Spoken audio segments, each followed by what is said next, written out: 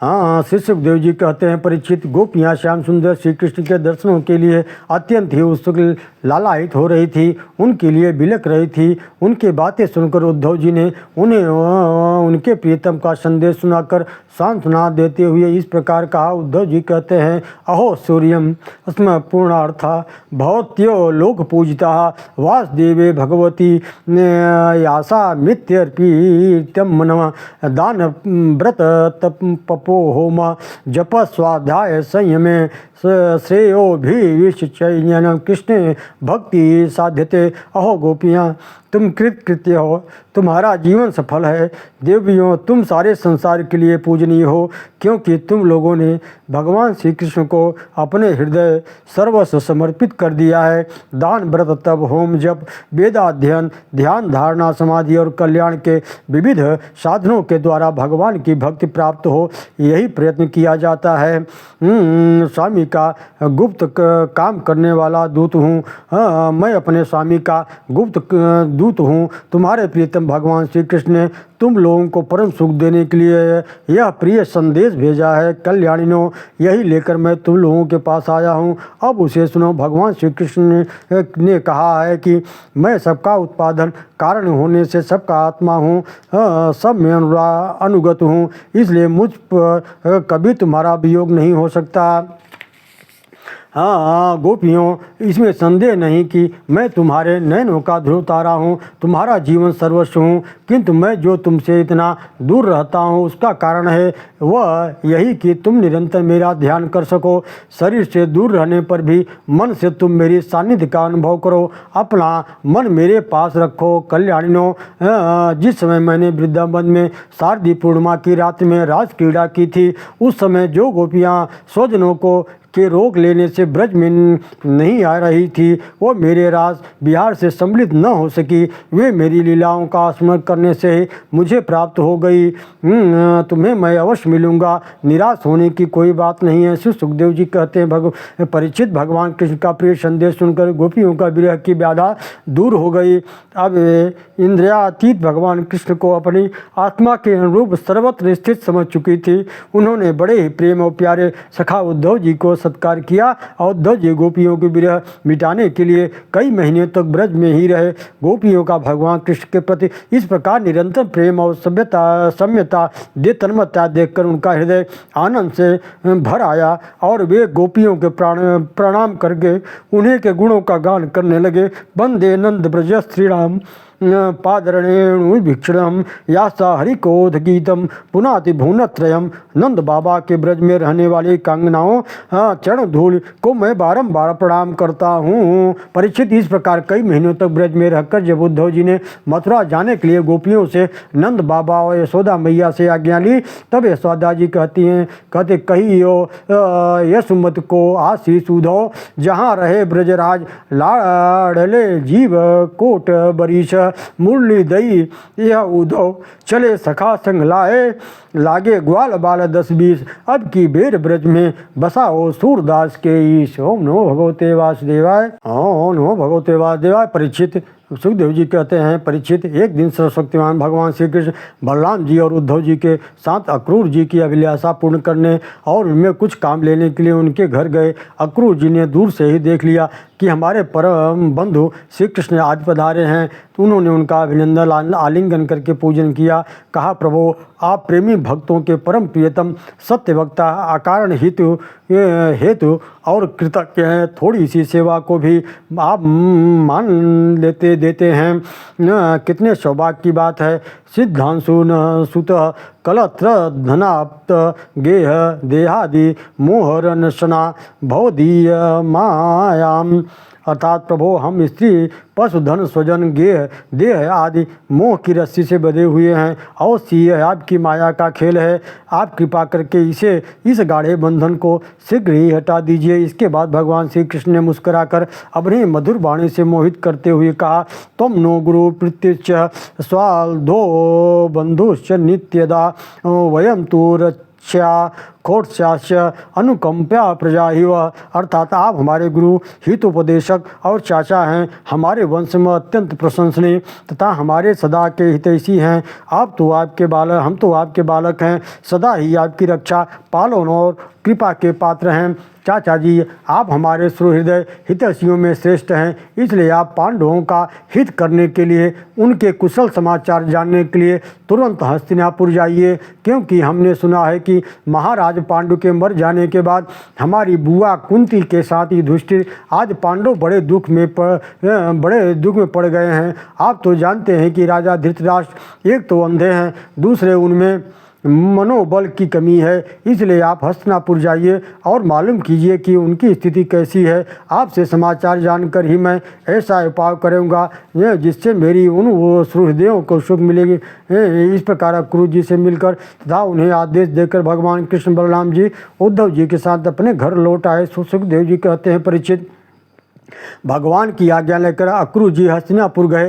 वहाँ की एक एक बस्त पर पूर्ववंशी नरपति की अमरकृत की छाप लग रही थी। वे वहाँ पहले धृतराष्ट्र, भीष्म पितामह, विदुर, कुंती, द्रोणाचार्य, कृपाचार्य, कर्ण, दुर्योधन, अश्वत्थामा, युधिष्ठिर आदि पांचों पांडव एवं इष्ट मित्रवाद से कुशल क्षेम पूछी और कही। अक्रूर जी यह जानने के लिए कि धृतराष्ट्र पांडवों के साथ कैसा व्यवहार करते हैं कुछ महीनों तक वहीं रहे। सच पूछो तो धृतराष्ट्र ने अपने दुष्ट पुत्र की इच्छा के विपरीत कुछ भी करने का साहस न था। वे शकुनवाद दुष्टों की सलाह के अनुसार ही काम करते थे।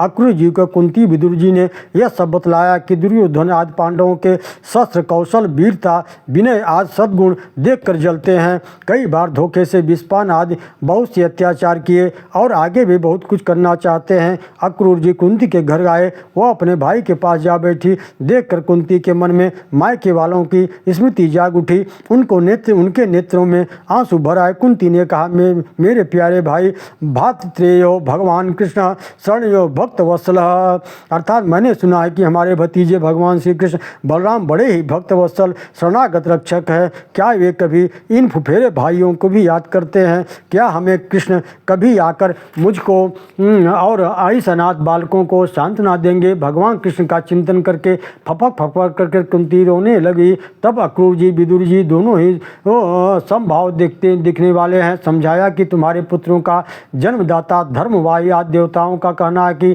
तुम्हारे पुत्र अधर्म का नाश करने के लिए ही उत्पन्न हुए हैं। से मथुरा जाने लगे। तब राजा धृतराष्ट्र के पास आए। अक्रूर जी ने कहा, महाराष्ट्र धृतराष्ट्र, आप कुरुवंशियों की उज्जवल कीर्ति की ओर को और भी बढ़ाइए। आपका यह काम विशेष रूप से इसलिए भी करना चाहिए कि भाई पांडु के परलोक सिद्धार्थ जाने पर आप राज सिंहासन के अधिकारी हुए हैं। आप धर्म से पृथ्वी का पालन कीजिए, अपने सद्व्यवहार से प्रजा को प्रसन्न रखिए, स्वजनों के साथ समान बर्ताव कीजिए। ऐसा करने से ही आपको लोक में यश, परलोक में सद्गति मिलेगी। इसके विपरीत आचरण करेंगे तो लोक में आपकी निंदा होगी तथा मरने के बाद नरक में जाना पड़ेगा। राजा धृतराष्ट्र ने कहा, दानपते गुरु जी, पुत्रगण, आप मेरे कल्याण की भले ही बात कर रहे हैं। मेरे चंचल चित्त में आपकी यह प्रिय शिक्षा तनि की भी नहीं ठहर रही है, क्योंकि मेरा हृदय पुत्रों की ममता के कारण अत्यंत ही विषम हो गया है। मैंने सुना है कि सर्वशक्तिमान भगवान पृथ्वी का भार उतारने के लिए यदि वंश में अवतीर्ण हुए हैं, ऐसा कौन पुरुष है जो उनके विधान में उलट फेर कर सके? उनकी जैसी इच्छा होगी वही होगा। मैं उन्हें नमस्कार करता हूँ। श्री सुखदेव जी कहते हैं, परीक्षित, इस प्रकार अक्रूर जी महाराज धृतराष्ट्र का अभिप्राय जानकर कुरुवंशी स्वजन संबंधियों से प्रेम पूर्वक अनुमति लेकर मथुरा लौट आए। उन्होंने आकर वहाँ भगवान कृष्ण बलराम जी के सामने धृतराष्ट्र का सारा व्यवहार व बर्ताव जो पांडवों के साथ करते थे वह कह सुनाया। श्री सुखदेव जी कहते हैं, परीक्षित, कंस की 2 रानियां थी, अस्ति एवं प्राप्ति। उन दोनों का पिता जरासंध अपने पति कंस की मृत्यु से थोड़ा उन्हें बड़ा दुख हुआ था और अपने पिता के यहाँ मगध देश चली गई थी। दुख के साथ अपने विधवा होने का वर्णन किया था। उनकी अति अप्रिय बात सुनकर जरासंध को बड़ा शोक हुआ था। उनके पीछे वह क्रोध से तिलमिला उठा। उसने यह निश्चय करके कि मैं पृथ्वी पर एक भी यदुवंशियों को नहीं रहने दूंगा, युद्ध की बहुत बड़ी तैयारी की। 23 अक्षौहिणी सेना के साथ यदुवंशियों की राजधानी मथुरा को चारों ओर से घेर लिया। भगवान श्री कृष्ण ने देखा कि जरासंध और उसकी सेना पूर्ववासी अत्यंत ही घबरा रहे हैं। परीक्षित, भगवान का अवतार तो पृथ्वी पर भार उतारने के लिए ही हुआ है। जरासंध अपने अधीन नरपतियों को कितनी ही अक्षौहिणी सेना इकट्ठी कर ली। यह सब पृथ्वी का भार ही जुड़कर मेरे पास आ पहुंचा है। मैं इसका नाश करूंगा। अभी मगधराज जरासंध को नहीं मारना चाहिए, क्योंकि यह जीवित रहेगा तो फिर सेना इकट्ठा करके लाएगा और मैं पुनः इन दुष्टों का संहार कर दूंगा। ओम नमो भगवते वासुदेवाय।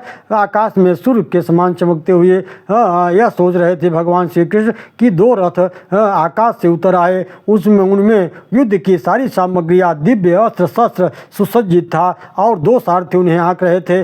उन्हें देखकर भगवान कृष्ण ने बलराम जी से कहा, भैया जी देखिए, यह आपका रथ है, इसमें आपके प्यार आयुध हल मूसल भी आ पहुँचे हैं। अब आप इस रथ पर सवार होकर शत्रु सेना का संहार कीजिए। भगवान कृष्ण बलराम जी ने इस प्रकार आपस में विचार करके कवच धारण की और रथ पर सवार होकर मथुरा से निकले। बाहर निकलते ही भगवान कृष्ण ने रथ हाँक रहे थे। दारुक उन्होंने अपना 5 जन संघ बजा दिया। उसे सुनकर जरासंध की सेना में डर से थर्रा उठी। उन्हें देखकर मगध नरेश जरासंध ने कहा, कृष्ण तू तो अभी नया बच्चा है, केवल अकेले मुझसे लड़ने में मुझे लाज लगती है तुझे देख करके।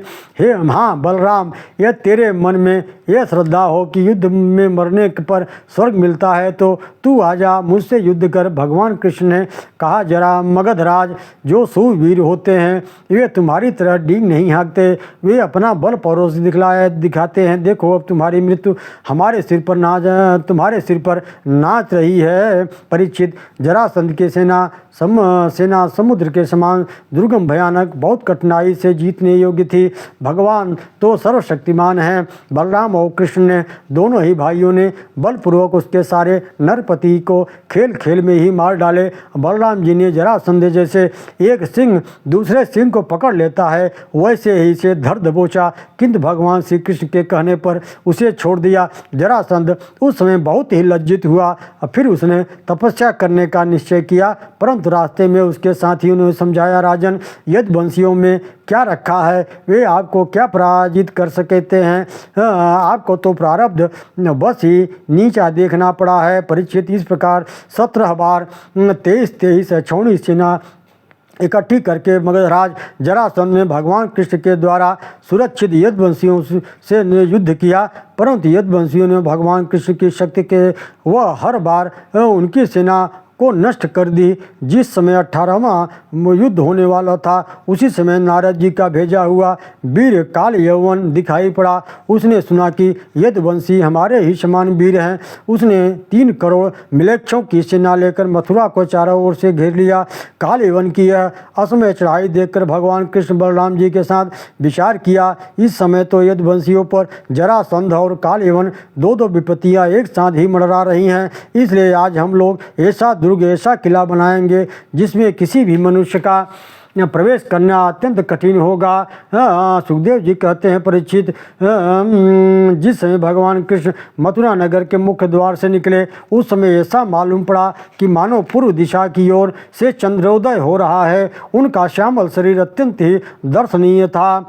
यही पुरुष वासुदेव श्री कृष्ण है। देवर्षि नारद जी ने जो लक्षण बताए थे, काल यवन ने देखा कि यही वासुदेव कृष्ण है। देवर्षि नारद ने जो लक्षण बताए थे वे सब इसमें हैं। इस समय ये किसी अस्त्र शस्त्र नहीं लिया है, पैदल ही सुर चला रहा है, इसलिए मैं भी इसके साथ बिना अस्त्र शस्त्र के ही लड़ूंगा। ऐसा निश्चय करके जब कालयवन भगवान कृष्ण की ओर दौड़ा तो दूसरी ओर मुँह करके रणभूमि से भगवान भाग निकले। योग दुर्लभ प्रभु को पकड़ने के लिए कालयवन उनके पीछे दौड़ने लगा। यही रणछोड़ नाम पड़ा है भगवान का। रणछोड़ भगवान लीला करते हुए भाग रहे थे, कालयवन उनके पीछे दौड़ रहा था। इस प्रकार भगवान ने उसे बहुत दूर पहाड़ की एक गुफा में ले गए। भगवान गुफा में घुस गए, उनके पीछे भी गुफा में वो भी घुस गया, परंतु यह मूढ़ भगवान को न पा सका। इसने सोचा कि राजस मुचकुंद को ही श्री कृष्ण समझकर क्रोध करके एक लात मारी। पेट पैर की ठोकर लगते ही वे जागे और यवन क्षण भर में जल कर राख हो गया। यवस्ते भस्म सान्नीते भगवान सात्वर्त वर्ष भे आत्मनम दर्शयामास मुचकुंदाय धीमहि। कालयवन भस्म हो गया। तब यद्वंश शिरोमणि भगवान श्री कृष्ण ने परम यद बुद्धिमान राजा मुचकुंद को अपना दर्शन दिया।